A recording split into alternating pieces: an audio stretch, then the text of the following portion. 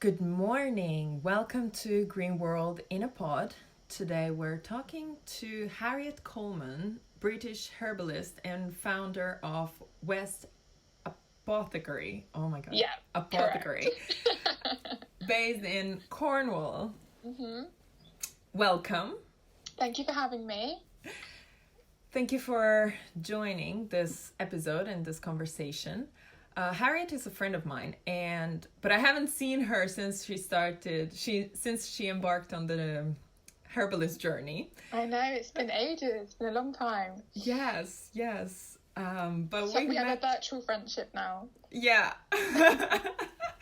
But we met while she was still a model. Mm-hmm. And then she just... I don't even know if you had a transition or you were just like, okay, bye. It's like a bit of both. Yeah, it was like, I knew that after sort of 11 years of modelling, I sort of was on my own personal journey.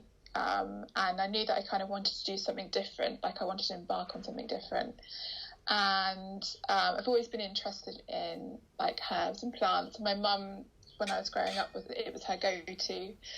We would grow our own food and herbs, so it was kind of just the world that I was sort of bred into, really. And then going into the modelling industry, because I got scouted, that was never really the goal in life as a teenager. I wanted to actually be an archaeologist, but then got scouted, and then life just happened that way. And then 11 years of modelling, I kind of really enjoyed it, obviously, like meeting lovely people like you and travelling, and it was all fun and games, but I don't know, wanted to just embark on something different, but embark on something that I think was like the original plan, which was working with nature. And that was always a big part of me that was kind of hidden away, I think, during working in fashion, and kind of uprised, and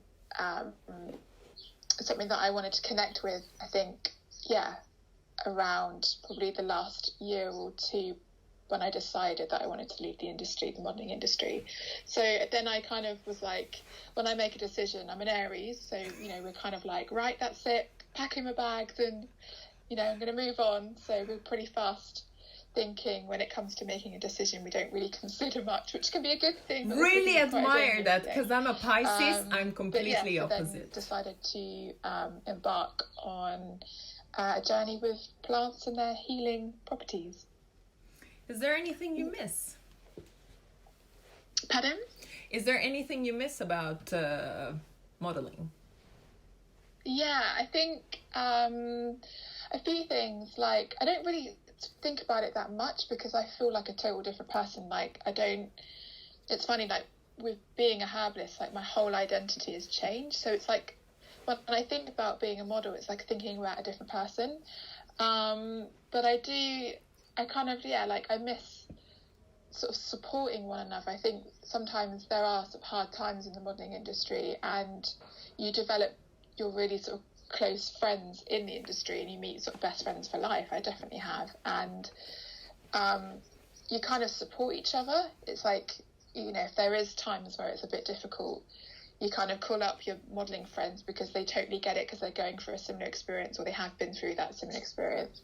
And obviously the privilege of travelling, you sometimes just get a phone call and your agent will be like, hey, do you want to work in, I don't know, there's a shoot in Milan that you've got booked for, like, do you want to fly, you have to fly tonight? And you're like, yeah, sure. It's kind of like a total sort of adrenaline buzz. But I think that long term isn't particularly very healthy, but at the same time it's exciting, so it has this sort of like 50-50 thing with it. I think now that you say it, what pops into my head is the time. I have a feeling that being a model, the way you perceive time is much different from how you perhaps now live time as a herbalist. Have you experienced that? It's time is like in comparison to being a model, it's fast paced. You're always kind of like, I don't know, a knee-jerk reaction to everything. If you've got a casting, you just pack up and you go. Where, like, being a herbalist is like literally couldn't be any more opposite. It's like slow living. Everything in herbalism is all a process, so nothing is made overnight. So if you're making medicine, it's like it is an art, and that art like involves patience. That's definitely a key point in herbalism. And so I think to work as a herbalist and create medicine with, you know, the sort of like practice, which is patience, you have to become it yourself to kind of fully sort of understand and I don't know, like create, you know, medicine and remedies. But yeah, it's definitely been the opposite of like modelling time in comparison to, you know, to herbalist time. They're two different worlds, definitely. Yeah. Oh, I feel that, well, now I started growing certain things for the first time in my life, besides a few herbs. And I can really see how I'm not a very patient person. Plus, I live with an Aries. My boyfriend is an Aries. And I can see how it's like we plant something and we really want to see the result. And I'm like, no, this is learning, like, the time, patience. This is a teacher. And it's all about patience. Yeah, yeah. But it is, I like it. It balances, I think, for me, the maybe the absence of time in a way of my job as a model, or how things change either super quick or they never change, or also this being in a place completely, like one day I'm in London and tomorrow I'm in I don't know, South America, or this displacement of place. It's also in a way a displacement of time, and how I find it really fascinating how time is lived by models especially, and how it should in a way also modeling wants to stop time. It's like the photo, you stop time, but then you create trends which are, they have an expiring date. So absolutely, like a shelf life. Yeah, definitely. Yeah, that's so interesting. I never really looked at it like that. And also going back to sort of like how you were saying, you know, you've got plants growing at home, but you're modelling and you're living in this sort of like fast-paced industry, and it's like in some way you come back to, you know, working with your plants, and it grounds you. Yes. So, you know, it's like it kind of roots you. It makes you, I guess, feel more present, and sort of slows you down in a very sort of medicinal sense. Because obviously you've kind of been rushing around the city, or you've had to catch a flight, and you come home and it's like the opposite, but in some ways, you know, how like opposites work. And I think, having both of those things, I think is good, you know, and just being aware of the time where you do need to slow down and reconnect, and plants are definitely kind of a key for that to happen. And I never really, absolutely, but I never really, I never had a home, or I was never in a place for long enough to grow anything.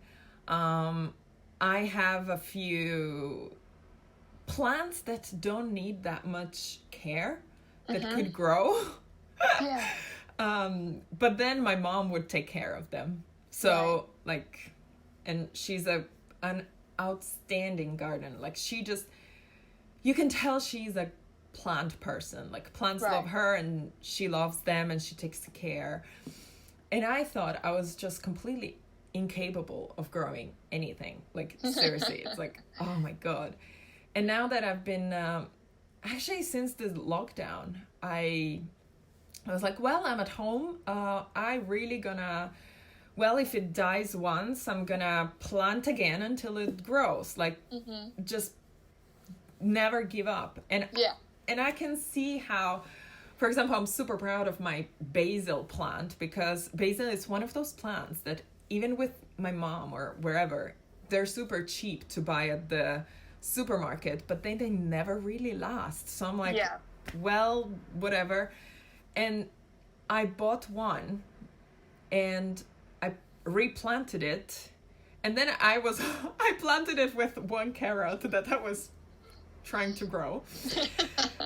And I'm serious, like, I don't know, they became best friends with the carrot because they started to blossom like it's a full bush now. And I'm like... It's companion planting, so it would have complemented, that carrot would have complemented that basil. So companion planting is really powerful. It's huge in biodynamic gardening, which I have a background in, and I use that method to grow my plants because this sort of result is very successful, but it's also... I think a bit of an alchemy as well. But yeah, like companion planting is really powerful and how one sort of nourishes the other and is one, you know, they supplement each other, but they also grow together. So it's like a harmonious gardening. In fact, they've been just, oh my God. And every time, seriously, it puts me just in a good mood to look at it. It's like, Yeah. Oh, Amazing. you're so beautiful. And then I start talking to... And then you eat them. No, you see, oh my God. So this is the thing. Now my only garlic is, I think it's ready for harvest. Okay. And the carrot, I feel it came to a point where I could actually like eat it. But now I've developed this emotional, I don't know, attachment to it. And I'm like, oh, but how can I eat you now? Like, oh my God. So yeah, I'm debating. And I think when we do develop an emotional attachment, I'm definitely, when I go to my herb garden, I feel like they are my children.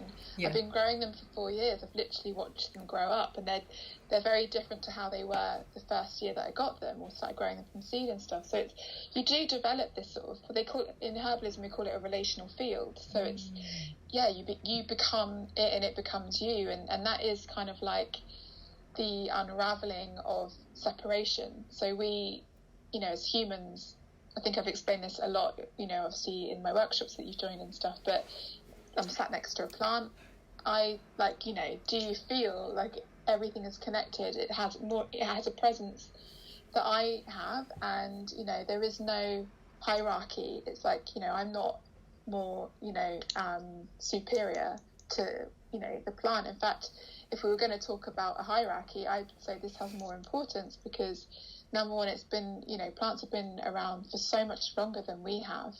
And to not think that they don't feel, they don't have a consciousness, like really baffles my mind. And there's this kind of sort of slight argument between us hippies, considered hippies, to scientists who are like, oh no, they don't have neural pathways and they don't, so therefore they don't feel. But to me, you don't have to have like a neural pathway to feel. Do you know what I mean? I think everything has a consciousness. Exactly. And I think once you start living and try to, it's what shamans basically do. And I feel also herbalists that live in close proximity to plants, you start to develop that, like, it's a connection in a exchange, like a dialogue, which is not 100%. Made of specific thoughts, or like it's another type of language. It's more subtle, and it's when you just know, and it's like your plant somehow calling you or telling you, I need water, or I need this, and you just know. Like, it's not it's like your instincts. It's not your mind. It's not your dialogue. Yeah. It's definitely the body talking. And I think we've kind of always lived in a bit of a culture and society where we are governed by our mind. So when our body talks, we can't hear it. But when working in nature or with nature, it kind of brings you down into your instincts, because that is kind of like the, you know, the original language between you and the land. And whether you've got plants growing at home or you've got the privilege of, you know, having nature on your doorstep, it's all the same thing, you know. And I think that, it definitely kind of brings you more in body. And I think it kind of plants act like a mirror, because when you have more of those experiences of being in your body more, you get to kind of find out more about your body, like areas that you perhaps haven't gone into or sort of discovered. And then by working in nature and doing different, you know, practices and exercises with the natural world. It's kind of you're definitely on a journey, this sort of like this unraveling process. It's amazing. Absolutely. And I feel now that I'm living in a city, I feel really the benefits of growing herbs at home. And especially now in lockdown, when you can't go out and enjoy maybe the parks or travel to the countryside, to bring nature in your home, I feel it's a very powerful and also healing experience.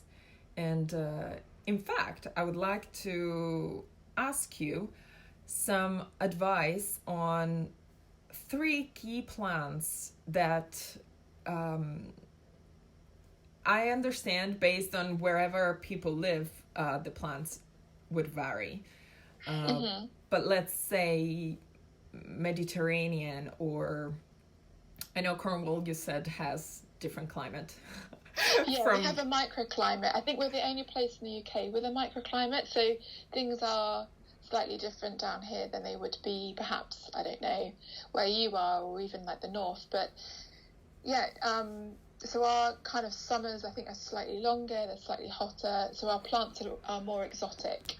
We have the Isles of Scilly, which are islands off Cornwall, which don't even look like they're in the UK. It kind of looks like Barbados. It's just like another world. Yeah, it's like magic. But so yeah, our environment is slightly different to like perhaps where you are.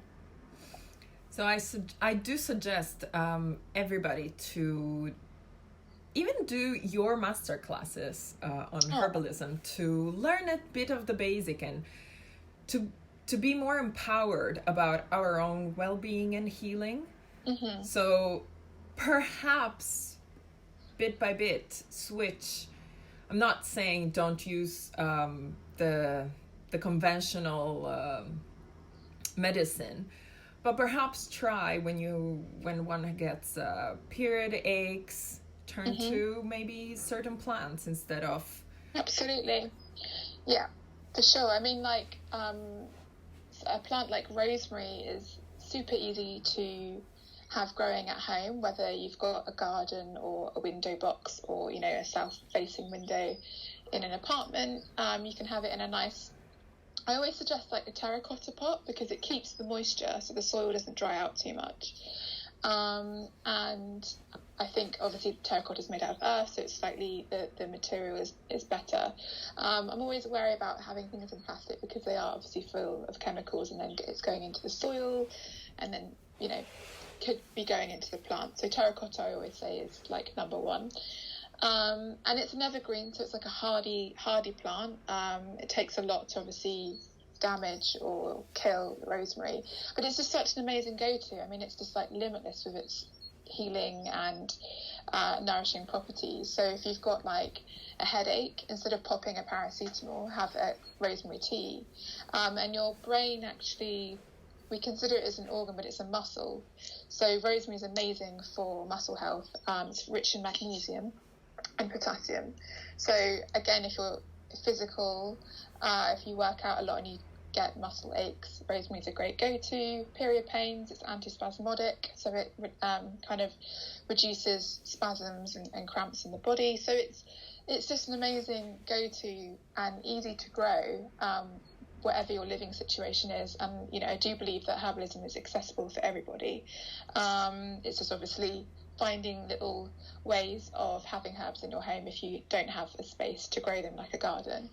But yeah, rosemary, I'd say, is my top one that I suggest to lots of people to grow at home. Peppermint is also a good one. You were on a masterclass recently about gut and digestive health, but it's amazing after a meal just to kind of support your body,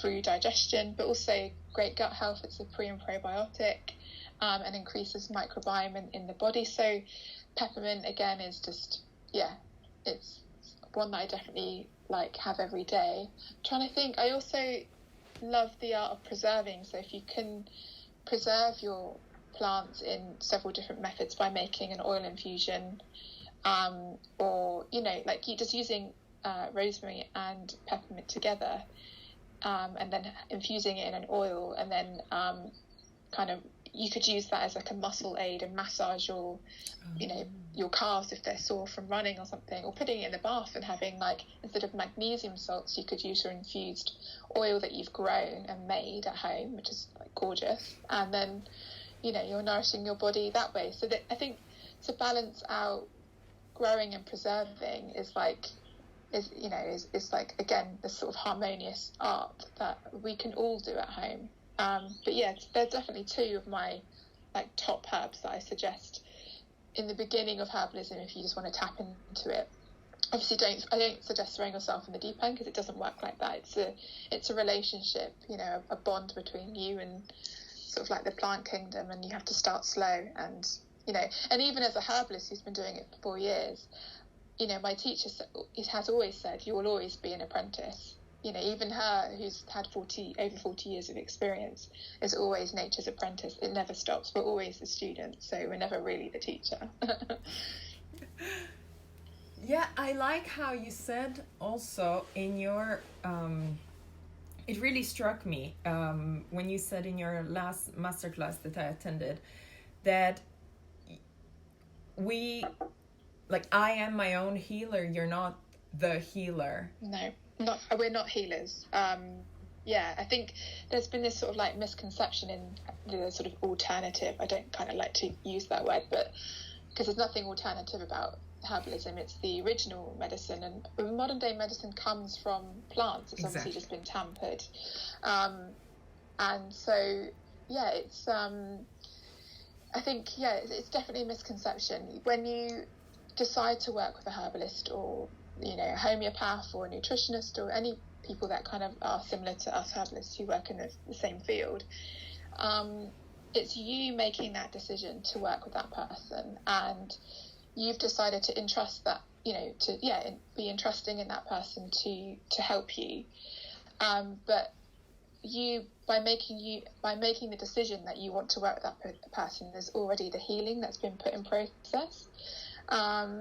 And before you've even taken anything, you know, a herbal remedy, just you deciding that you are talking to somebody about it is, to me, I personally feel that is part of the beginning of the healing before you've even taken medicine. And I think that's you know, you've made that decision.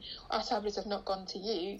We don't know about you until you kind of come contacting us, or, you know, come walking through our apothecary. But yes, we're not healers. We're sort of like, we hold space, and we provide, you know, ancient wisdom and knowledge for you to embody and immerse yourself in, which, you know, whatever way feels right to you. And, you know, we are sort of like,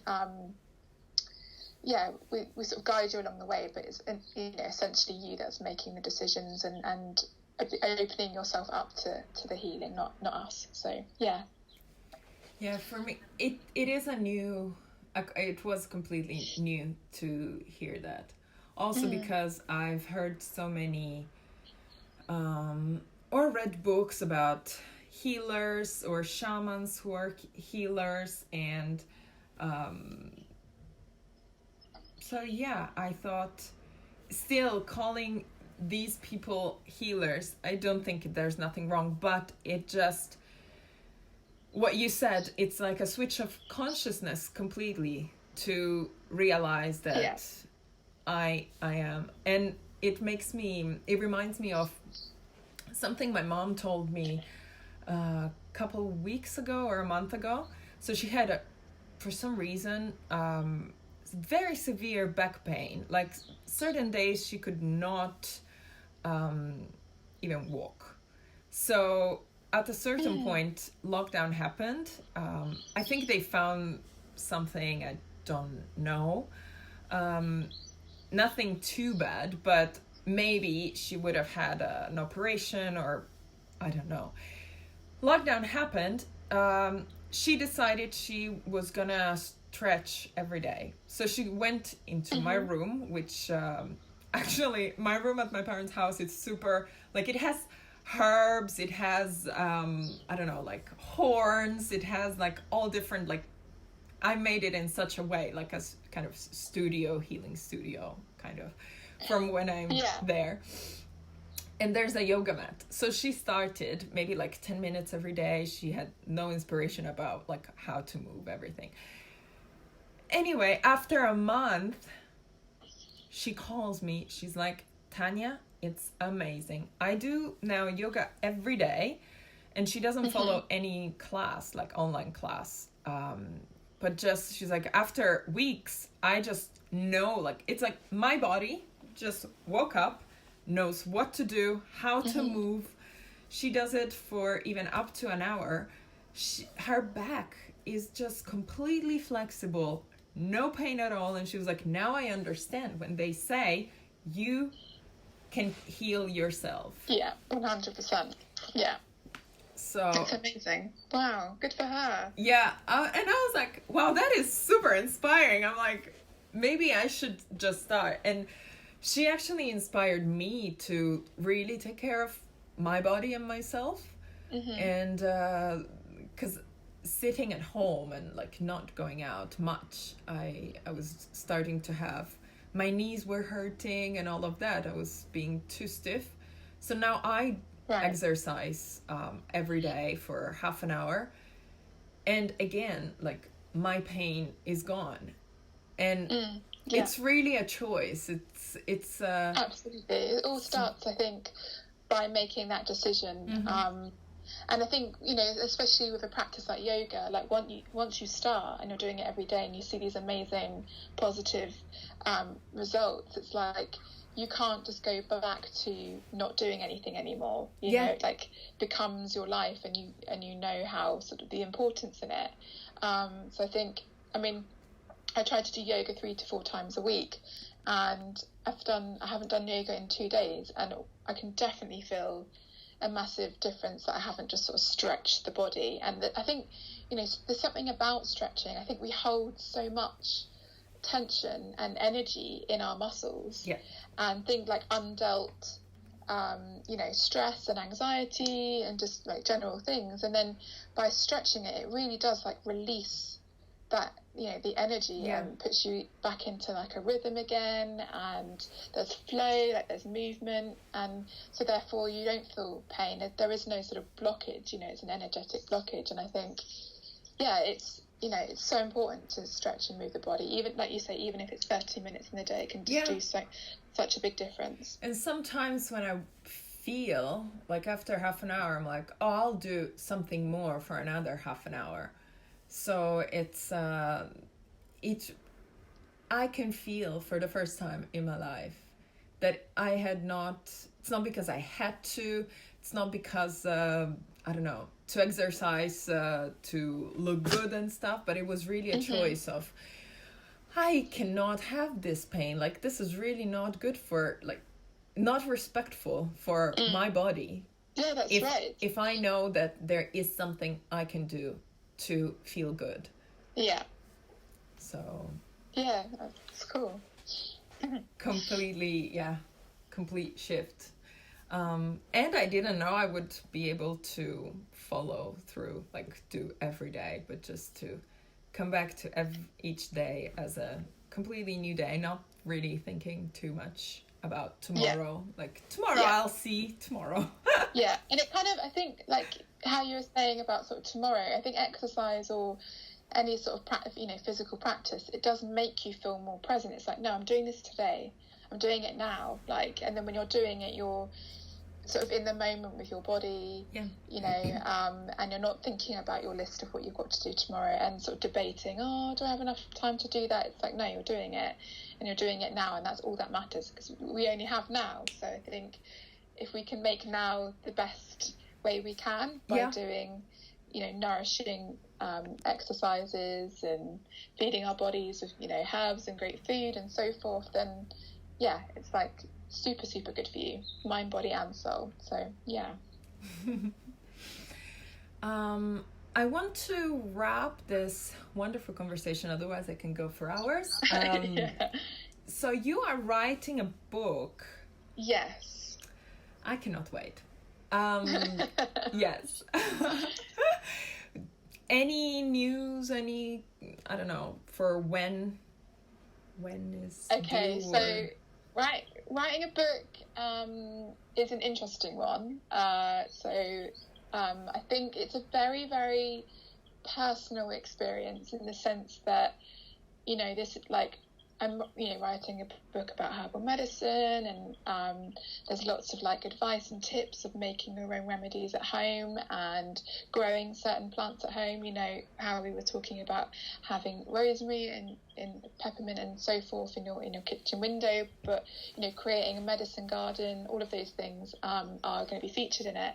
But it's a kind of, I'm going to be showing lots of recipes and how to introduce herbs into your everyday life. But it's also, it's very personal. It's a whole story of how I got into herbalism and, personal sort of like your relationship. in life.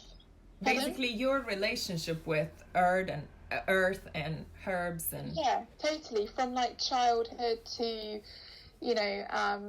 even like working in the modelling industry will kind of be featured in it, because I think that I felt, and things might have changed. I'm so out of the loop with the modelling world now, but when I was modelling, I felt like I wasn't really paying enough attention to like my internal world and how that needed nourishment. It was all about kind of what I looked like all the time, and was my hair okay? My skin, I had like really, really bad acne and was kind of in a fight with that, with like lots of different antibiotics, which we know cause detrimental damage to your health. So I think that's kind of all explained in the book, and how that has been a part of the whole journey as to where I am now. And I actually look back with no bad feelings against the modelling industry. I thank it for being a part of, what I've become today. And so it's all been part of that journey, and it has a lot of importance. So I think, there's loads of different things. And sort of like my parents were actually shamanic teachers when I was growing up. And so herbalism was such a big thing throughout my childhood and through their practice, and as sort of part of the shamanic philosophy, herbs are very important. So there's like loads of different aspects, and it's not just for women, it's for men, it's for children. So it's like, it's a whole encompassing kind of cauldron, if you want to kind of put a witchy word towards it. But it's a mixed bag of many things, but like a guide, a handbook, there's recipes. It's a very practical book, but I don't have a release date. I have a few publishers in mind, but I haven't particularly chosen one that I really, really kind of want to work with. So, in my mind, I think usually if I'm working towards something, I'd be like, right, I give myself 12 months and then it's going to be released, and I can imagine the cover and what the photographs are going to be like. But I'm not even in that process yet. It's all about just putting the material together, the writing, and then go from there. I'm kind of not putting pressure on myself, which I usually would if I'm doing something that's quite a big deal, but I'm kind of embodying this new approach to making things happen, and I'm doing it with an awareness and patience, which has been the biggest teacher. Well, I'll be looking forward to that. Oh, thank you. Hopefully have a launch party somewhere, so you're more than welcome to join. Thank you so much for being part of this thank you for having me, Tanya. Thank you. And thank you for listening to Green World in a Pod.